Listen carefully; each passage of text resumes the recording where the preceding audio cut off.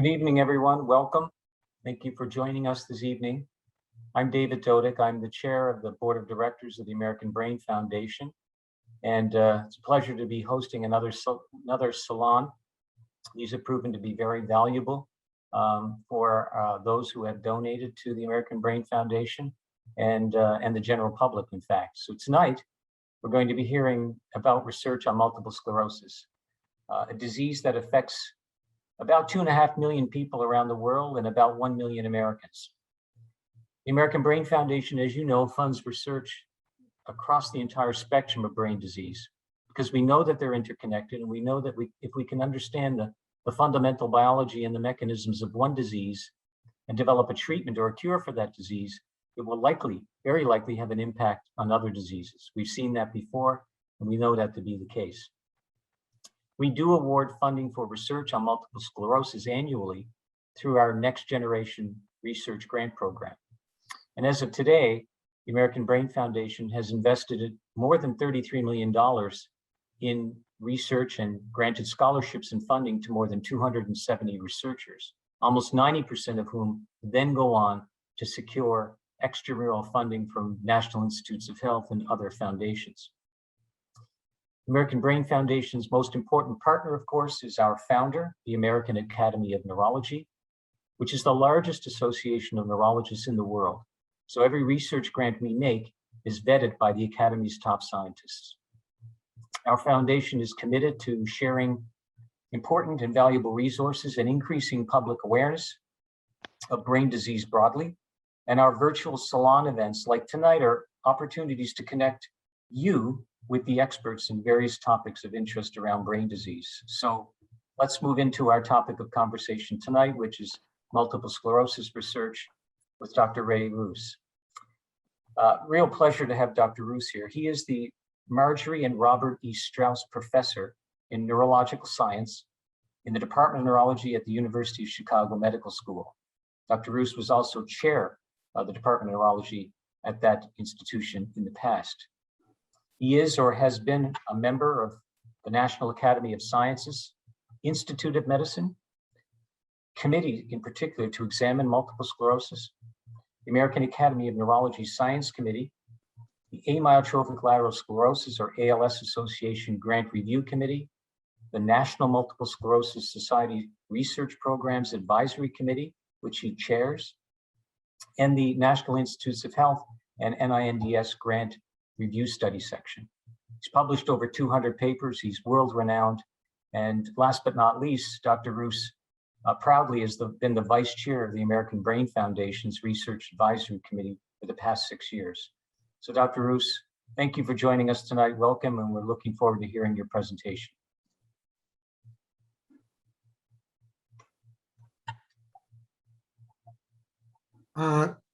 I hope, Jane, can you see my screen? Yes, Okay, yes, I think great. everything's good. And my cursor as well? Yes. Okay. First, I wanted to thank Dr. Dodick and Jane Ransom for inviting me to give this talk. MS and what we've learned about MS is one of the really crowning achievements of neurology over the last decade, 2 decades, maybe even a little bit more than 2 decades. It really competes with our knowledge about stroke, for example. And you see here an 1841 figure of a spinal cord and a brain, and showing these pigmented areas. And this is a multiple sclerosis central nervous system. And these are the lesions of MS, so-called plaques. So I'm having some problem advancing here. Maybe There you go. So I'm going to just briefly talk about what MS is, what we've learned, especially with respect to the cause and medications, and what we need to learn. So MS is a central nervous system disease. It's not a peripheral nervous system disease like Guillain-Barré, for example, peripheral neuropathy. This is central nervous system, and it's a demyelinating disease. And in the upper part of this figure, you see a nerve cell, and this process of the nerve cell, the axon, covered by myelin. And in the case of MS, this myelin is damaged, as you see here. And this is a fundamental problem in multiple sclerosis, the demyelination. Are you working on Friday? Excuse me? You're not working Friday? If everyone could please mute. So very fundamental to the cause of MS is inflammation. And this is a lesion in MS, and inflammatory cells are here. And we think these inflammatory cells are critical to the demyelinating disease. But there's one other thing that's a major problem in MS besides demyelination and inflammation. And that is when this demyelination occurs and is vigorous, the nerve process, the axon degenerates. And whereas we may have reasons, opportunities, and drugs that stop the inflammation pretty well, the axonal degeneration is a problem. So there are a number of courses of MS, as you see here, relapsing and remitting, or progressive disease. And we make the diagnosis because attacks like in number 1 are separated in time, as you see here, and also space. In fact, MS sometimes is called disseminated sclerosis. In other words, disseminated in space and time. Or sometimes in MS, there's progression over months, not explained by another disease. And this secondary progression usually occurs late in MS and probably is associated with the axonal degeneration. And that's one of our challenges. One of the great hallmarks as far as learning about MS was the use of MRI. And you see here a number of pictures of the brain. And these white things are ventricles. They're black here. And you could see here in the white matter, this white material, which corresponds to MS lesions.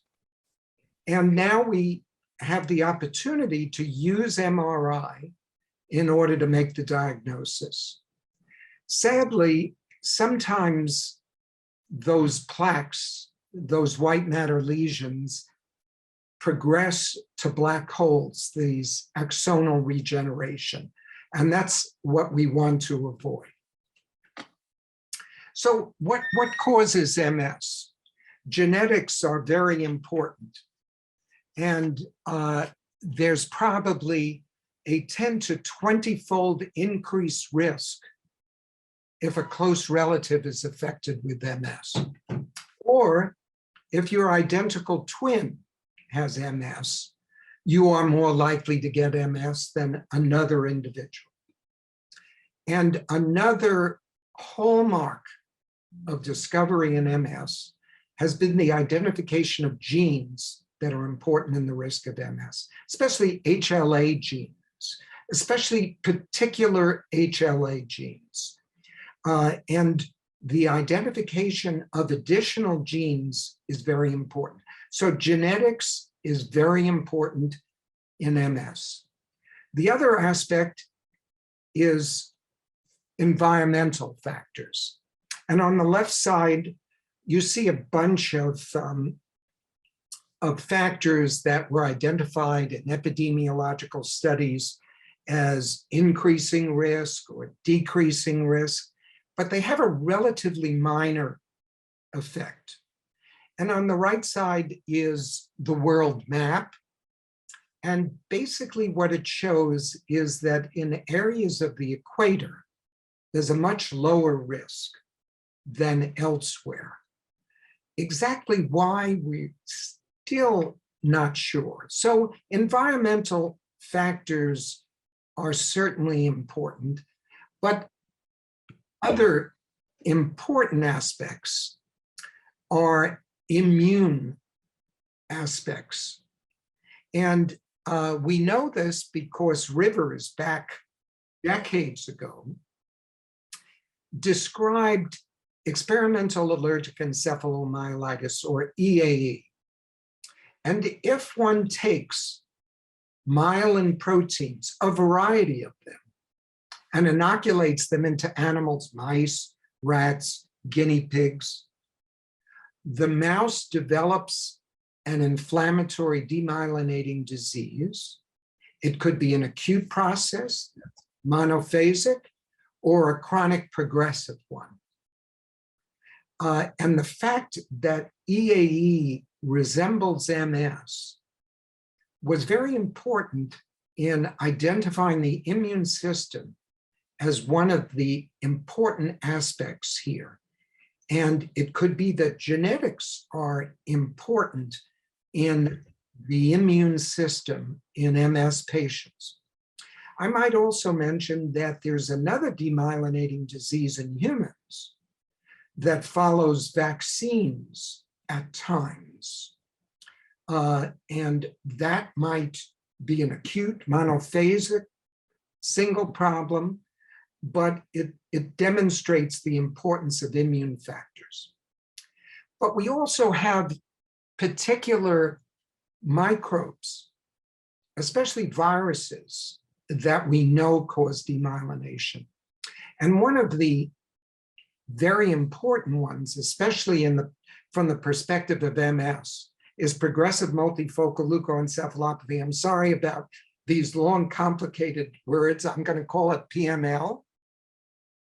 And PML used to be a very rare disease, but you're aware that many times in many diseases, we have very powerful immunomodulators, immunosuppressors, including some of the MS drugs. And so this is an opportunistic infection, not common, but it could be a result of immunocompromise from MS drugs. It's caused by JC virus, and this JC virus infects the oligodendrocyte, which makes the myelin. We also have, like an EAE, a number of viruses that can cause MS-like disease in animals, acute or even chronic. So how a virus or immune or genetics are important in MS is still unclear. So I think in the old days, we used to think of MS as one disease. But recently, we identified that a disease called Dodick in the old days, now we call neuromyelitis optica, or NMO, has optic nerve, and on the right side you see neck and a spinal cord, and this white here is a longitudinally extensive lesion of NMO. And what was discovered, that NMO, which was thought to be MS in the old days, is actually caused by an immune system antibody that's directed against a protein on astrocytes, not oligodendrocytes, that makes myelin. So what does this mean? It means that we've kind of chipped away a little bit at MS, and that some of what we thought was true may actually not be true, and that some things that we think of MS may be different. So We have MRI, we have genetics, we have spectacular immune system, viral system observations. We have a host of symptomatic medications in MS for bladder, bowel problems, depression, dizziness, fatigue, pain, abnormal movements, weakness, spasticity. But even better than that, we have a list of therapies that target MS. Some of them are injectable, some of them are oral, some of them are infused, and this is just a sample. These all began really in the 1990s, and they're still being developed. And some of these disease-modifying therapies, or DMTs, work on the relapsing remitting disease. Others work on the chronic progressive disease, and some work on both. And here's a list with circles, depending on different studies of different ones of these medications, showing on the left side inhibition of disability worsening, some up to 75% as far as effectiveness. So some ongoing questions and issues. Should one use the most effective MS drug? Some of them have only been around for a year or 2 years, or slowly build up to it. Use one that we discovered in 1993. We don't actually know the answer here. Another question, if a disease-modifying therapy doesn't seem to work, a patient has relapses, has new MRI lesions, new disability, we should switch that DMT. And how do you want to switch it? Do you want to go to the most effective MS drug or a similar one? And how about pregnancies? Should one stop the drug? Ideally, but in some cases, the risk associated not having a drug may overshadow having the drug during pregnancy. And we know some of these drugs back from the 1990s, whether it's interferon or Copaxone, are pretty safe, even during pregnancy. And the last important issue, when does one stop the disease-modifying therapy?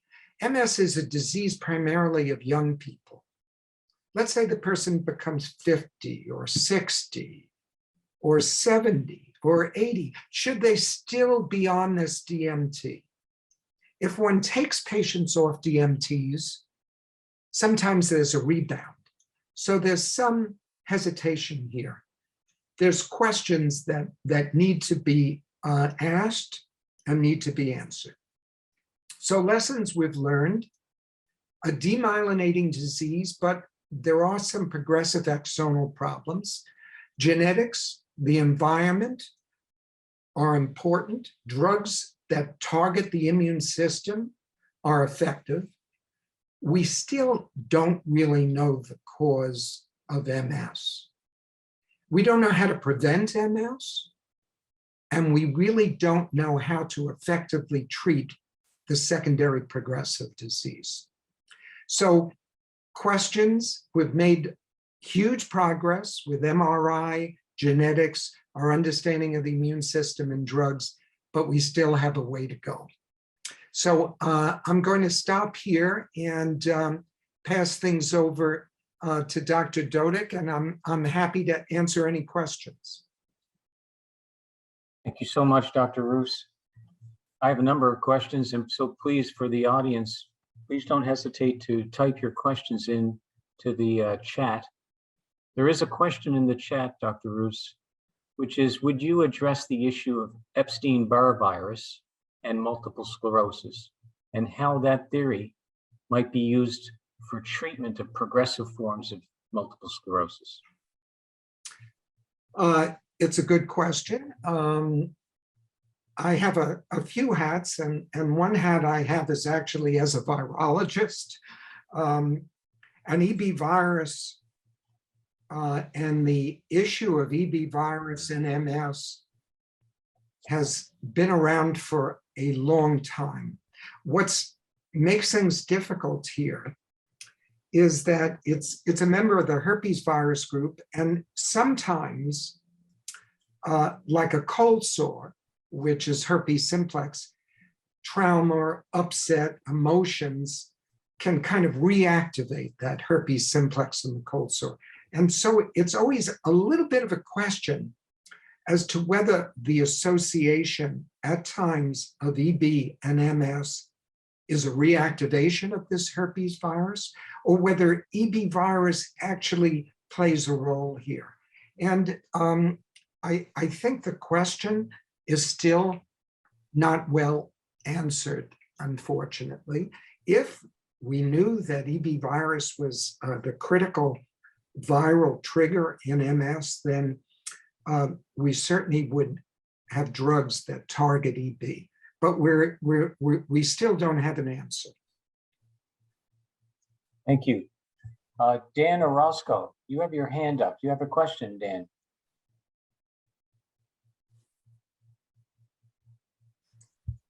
Hello, Yes. I am Susie Stasi, and I have a question.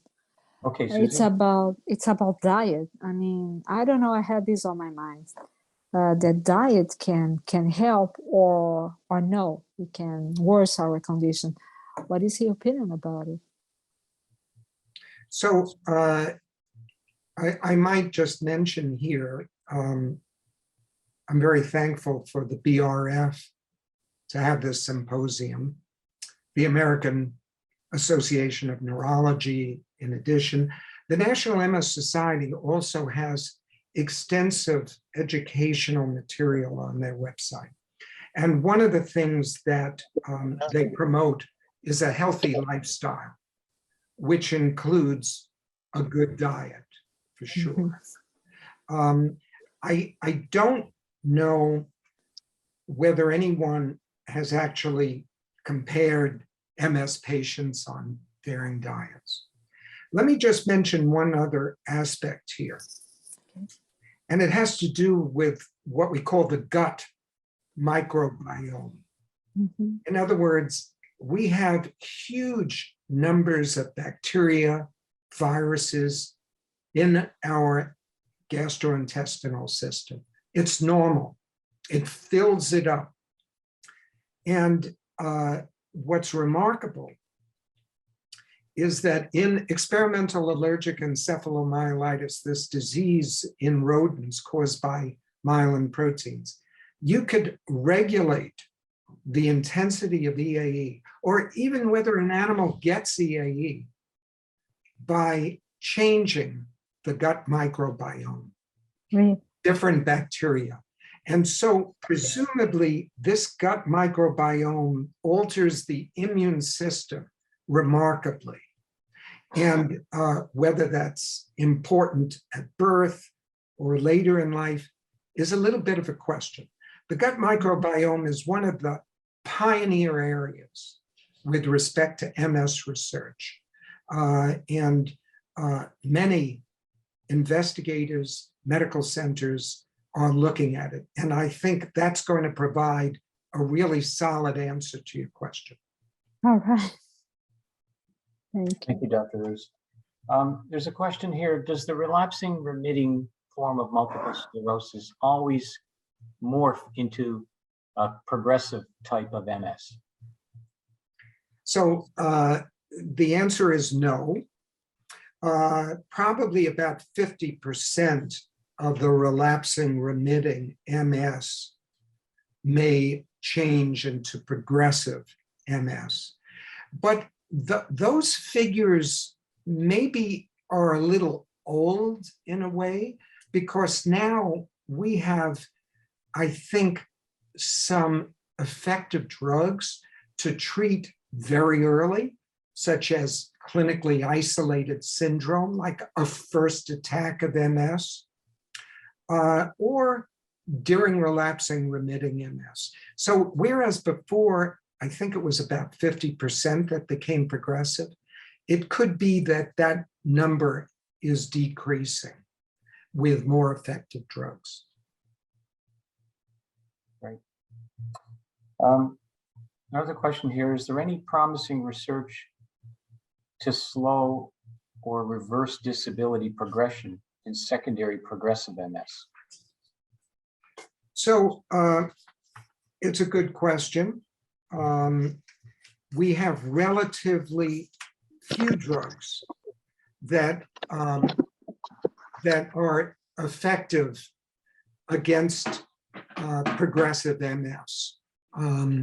One of them is Ocrevus, which was a fairly recent drug, and it's actually effective in both relapsing remitting as well as in progressive disease. On the other hand, drugs that are effective, like Ocrevus in progressive disease, aren't as effective as we would like, and that's an issue. So yeah, we need better drugs for progressive disease. And is it possible that a patient who has axonal degeneration, that we could repair this in some way? And we're working on that for sure, but the answer at present is no. And so what I think a main goal is to treat patients with relapsing remitting MS before they get to a progressive stage. Thank you. That's perhaps a good segue to the next question, which is, has stem cell therapy been found to be helpful? And I guess the second part of that, is there a therapy that helps to rebuild myelin? So those are good questions. And stem cells are another absolute pioneer area, no question.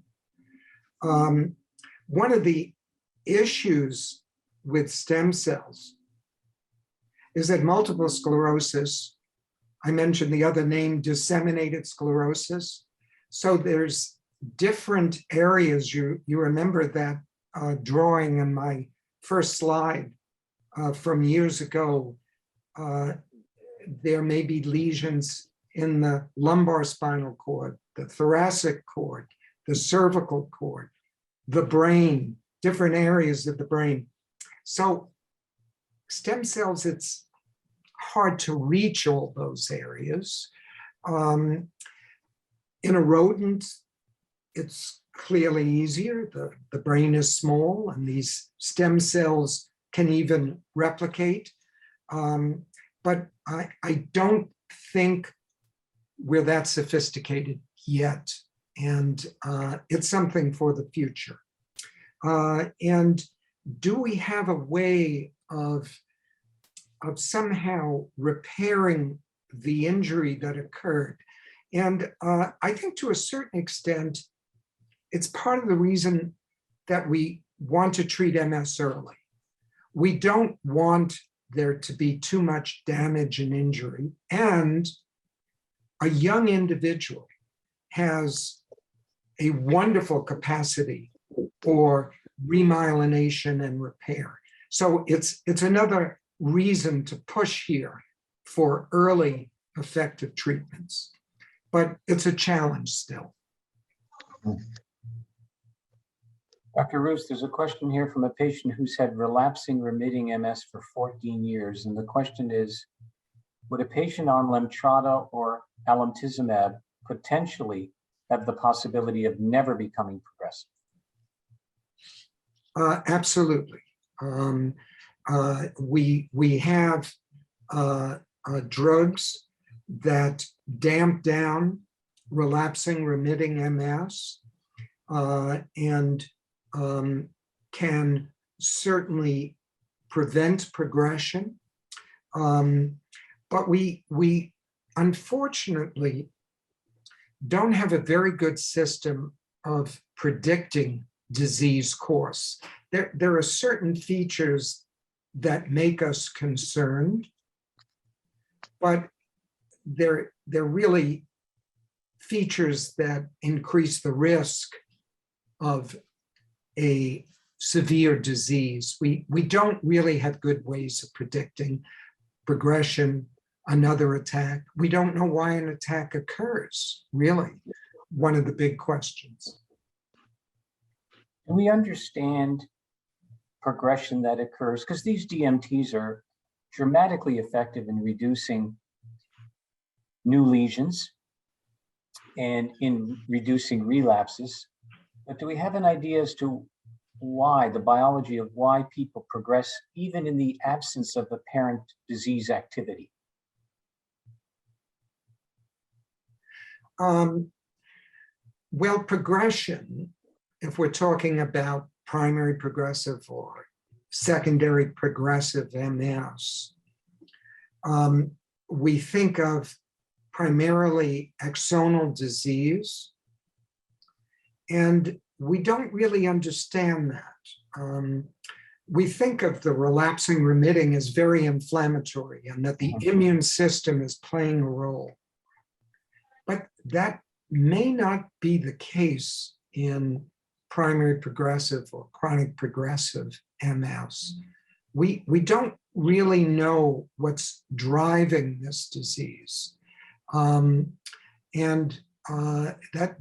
That's a big question. And maybe to a certain extent, it's why all of these drugs that we have that are effective in relapsing remitting disease don't seem to be effective in primary progressive or secondary progressive. There are just a few that are, and they don't do as good a job as we would like. Yeah. Roos, a comment, and then that gets into another question here from one of our attendees tonight, and that is, you know, at the American Brain Foundation, we believe that if you cure one, you can cure many. And our next special emphasis is going to be on neuroinflammation. So I guess the question is from Laura is, I have been hearing that we are close to a cure. We like to talk about cures at the American Brain Foundation. How do you feel about this? Number one. And number two, do you think that advances in the therapy of MS will lead to advances in other disorders of the brain that have as its basis, to some degree, neuroinflammation? These are good questions. I'm reminded that in the early 50s, I forget who, but a famous virologist said that polio, that there was no cure for polio and no cure was in sight. And within a year or two, we had the polio virus vaccine. So I understand that we don't have a cure now. And in fact, I was on a symposium in the past about a cure for MS and so forth. We didn't have one then, we don't have one now, but we have fantastic technologies at present. What could be done now wasn't in the realm of imagination 5 years ago. So the technologies are huge. And so I'm a bit cautious about when a cure will be found. So let's say we find a cure, we understand MS. Does that help us? One disease we understand, will it be important in many? And I think the bottom line is yes, in fact, that MS we think as an autoimmune disease, that the immune system is important. And we have a lot of autoimmune diseases. So MS being really the most important one that we have. And I think if we understand MS, it will bring us closer with respect to understanding a lot of neuroinflammatory diseases. Wonderful, thank you. There's a question here from Hal. Is there an optimum level of vitamin D? number one. And number two, would you recommend first-degree relatives of people with MS take high-dose vitamin D and get surveillance MRI scans? Boy, that's a packed, loaded question, I have to say. Vitamin D appears to be important, and there is an optimal dose. And just as picking the right disease-modifying therapy for your MS should be a shared decision, I think vitamin D should be a shared decision with your neurologist. With respect to, let's say a relative has MS, does that mean that you should be under surveillance? Things may change in the future, but what you're talking about is a bit expensive. I mean, maybe you need to have an MRI every year. It's also not without certain risks in a way. So I would say that at present, carry on your affairs. Your risk of MS is increased, but I don't think it's at a level where you should be under surveillance. Remember this, I spoke about MS genetics, but probably all of us carry a gene that increases our risk of cancer, of one or another thing, of a stroke or one or another thing. In other words, you have all of these genes. Some of them are good, some of them are bad. We're identifying many of them, but I don't think surveillance for MS, if a relative has MS, is appropriate at present. Well, the topic of the day, of course, is COVID. And the question here is, what about MS medications and COVID vaccine? My daughter seems to have no antibodies from the vaccine, and she's on Ocrevus. Right. So I actually went online to the MS Society, and they have guidelines for many, if not virtually all, the MS drugs and COVID vaccine. So I would urge you to go online, take a look at it, talk to your neurologist about it. Some of these data are incomplete, for sure, but they are the best that we have. And this varies quite a bit with respect to the different MS disease-modifying therapies, for sure.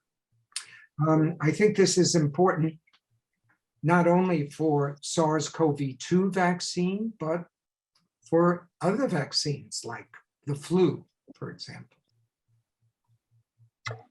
Dr. Roos, you raised earlier in your presentation the possibility that a person with MS could suffer a relapse as a result of a vaccine. So can you talk to us about the impact of the COVID infection itself on people with MS, and give us your thoughts on the COVID vaccine in people with MS? Yeah, these are tough questions. One of the issues with respect to the COVID vaccine and disease-modifying therapy is many of these DMTs target the immune system. And of course, when you get a vaccine, you're trying to enhance the immune response to SARS-CoV-2, maybe a particular protein, maybe the whole virus. So you're kind of doing opposite things here.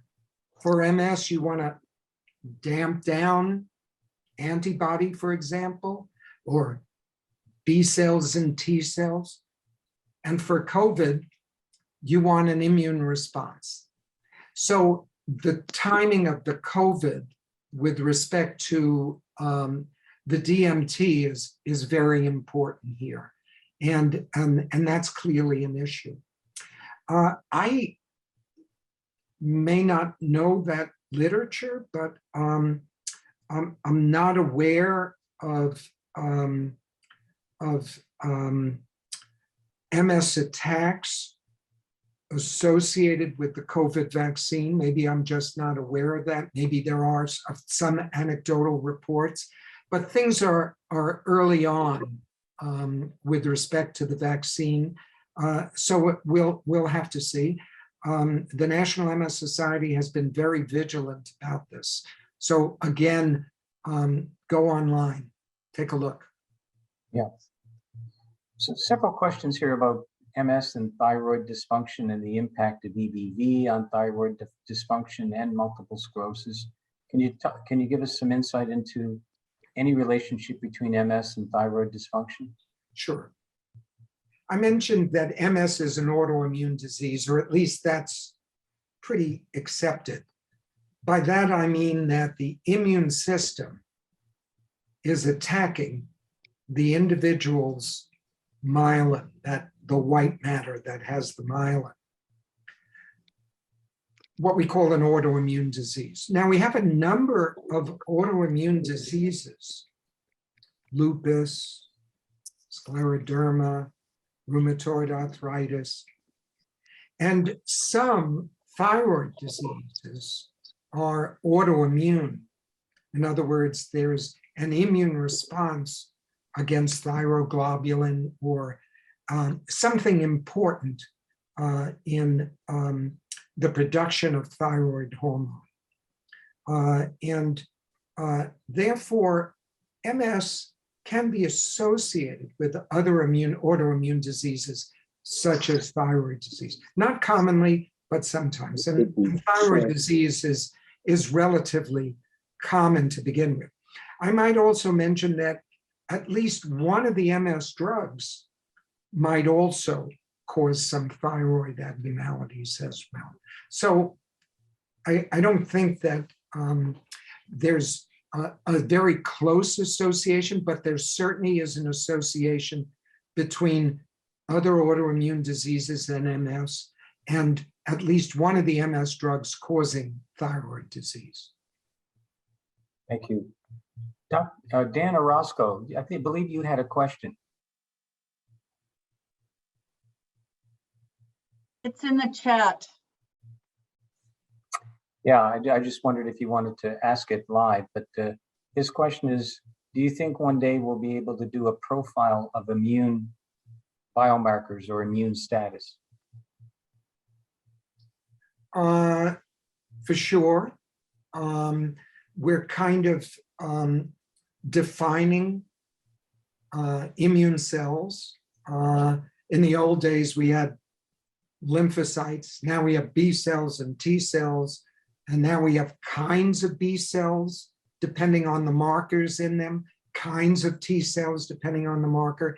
And I think we're probably, on page 10 of an 1,000-page book. We don't really know the immune system as well as we will in the future. And I think that's probably very important. In other words, I showed this large focus of inflammatory cells.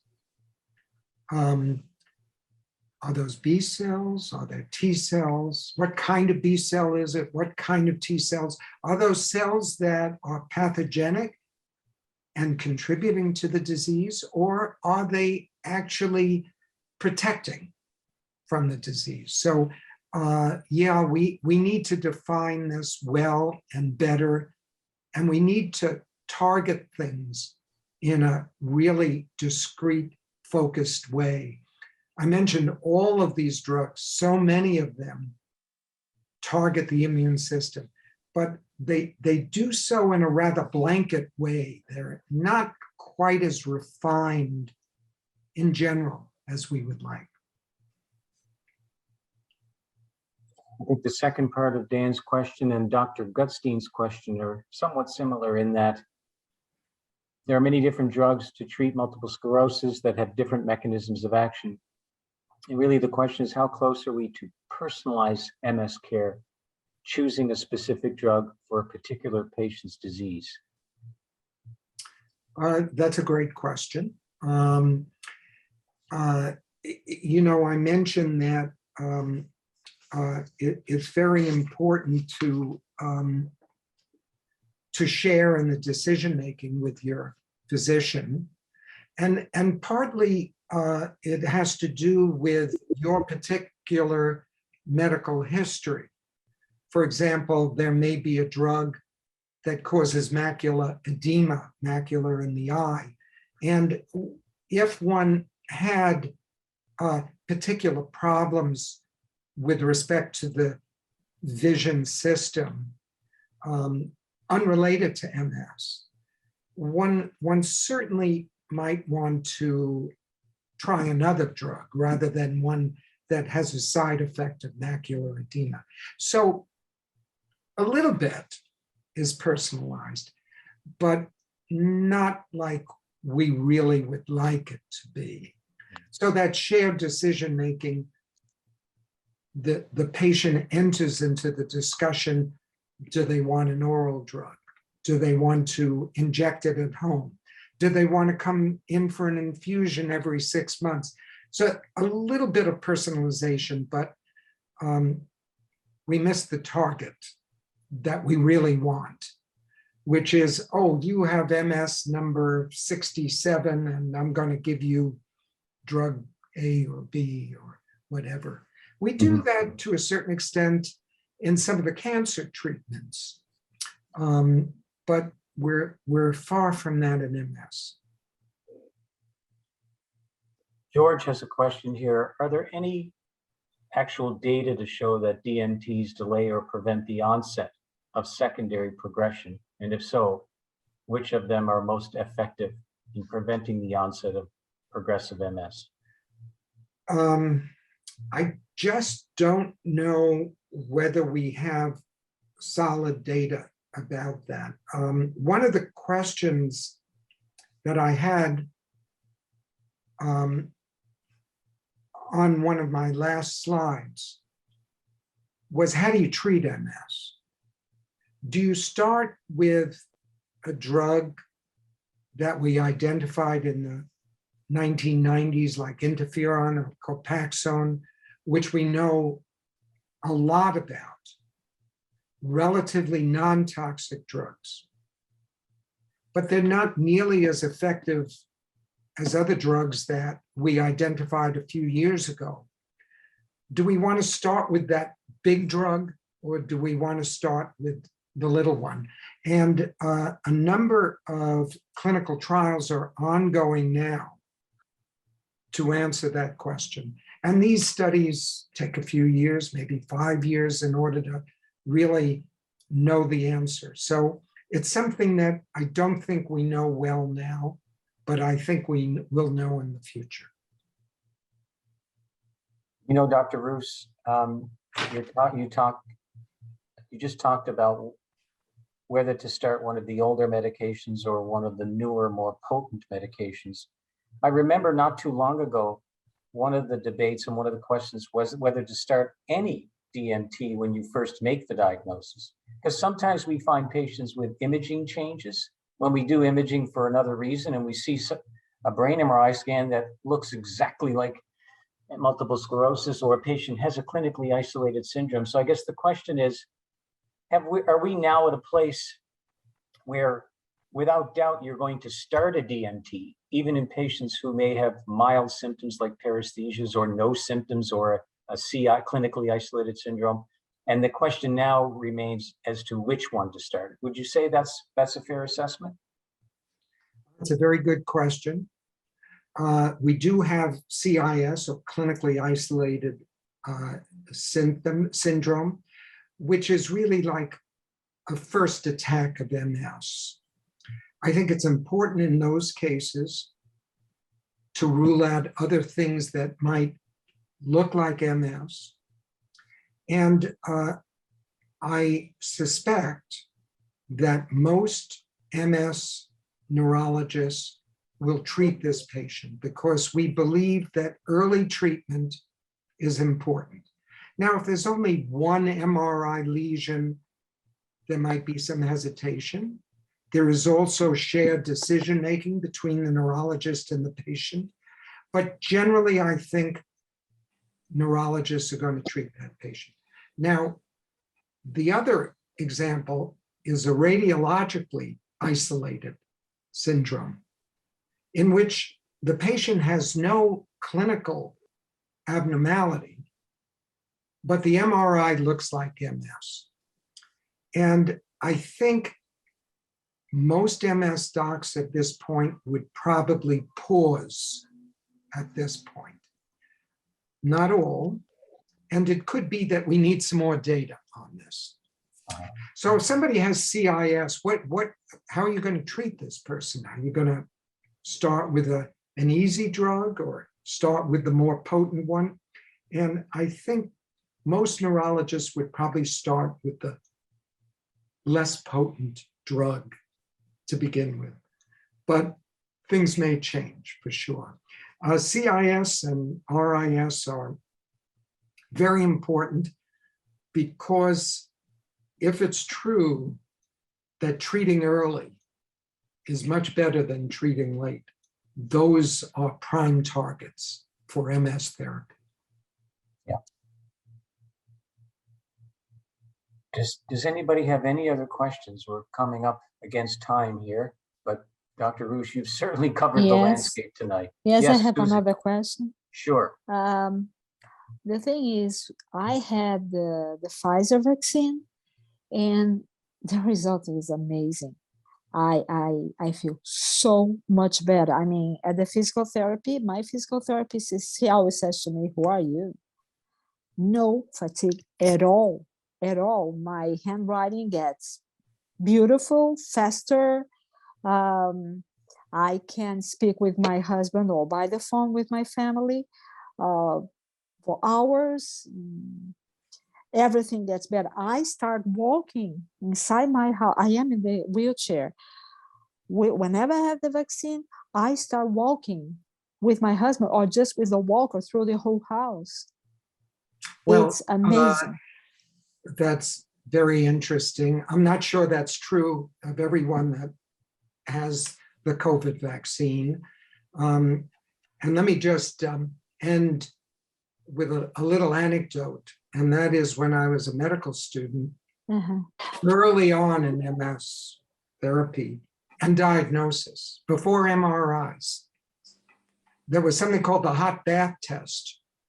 And conduction through the axon is decreased when the temperature is a little elevated. And if there's demyelination, a patient may manifest some abnormal sign that they don't when the temperature is normal. And so that was, the primitive equivalent of an MRI, the hot bath test. Now we, of course, have MRIs. But the reason I bring this up is that elevated temperatures and sometimes the COVID can certainly cause a fever, the vaccine. So it may cut both ways. I think the vaccine and antibiotics have saved more lives than any other medical intervention. And I urge everyone to investigate this possibility and talk to their physicians about it.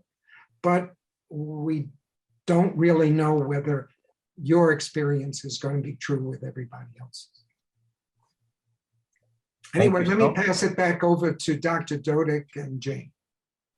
Yeah, Dr. Roos, thank you so much. This was just an excellent salon, and we really appreciate you making the time tonight to do this and share your expertise and your knowledge. And thank you to all of you, our friends and supporters, for attending tonight. Maybe Jane, you could flash the slide there. I'm inviting you to join us for December's salon, which is acute stroke treatment in mobile stroke units, with Dr. Jim Grotta, who's on our board and who basically is the pioneer, the person who started these mobile stroke units. So I encourage you all to attend, because I don't know that there's anybody who knows more about this than Jim Grotta. And in early 2022, we'll be talking about sleep and brain health, something that all of us are interested in. Also, how to determine the signs of multiple sclerosis, Parkinson's, Alzheimer's, and other brain diseases. And then also receiving a brain disease diagnosis. So lots coming in 2022. Hope to see you there. In the meantime, you can stay in touch with us and receive updates online. And here are our social media channels. And finally, as we're coming to the close of 2021, I encourage you all, as many of you have already done, to consider making a gift to the American Brain Foundation to support research in brain disease, because 60% of people in the United States suffer from one or more brain diseases. So there's hardly a degree of separation between each of us and brain disease, either directly or indirectly. So please consider donating. I know that many of you have, and thank you for doing that. And we hope we can count on you for your future support. Thanks, everybody. Have a great night and see you next time.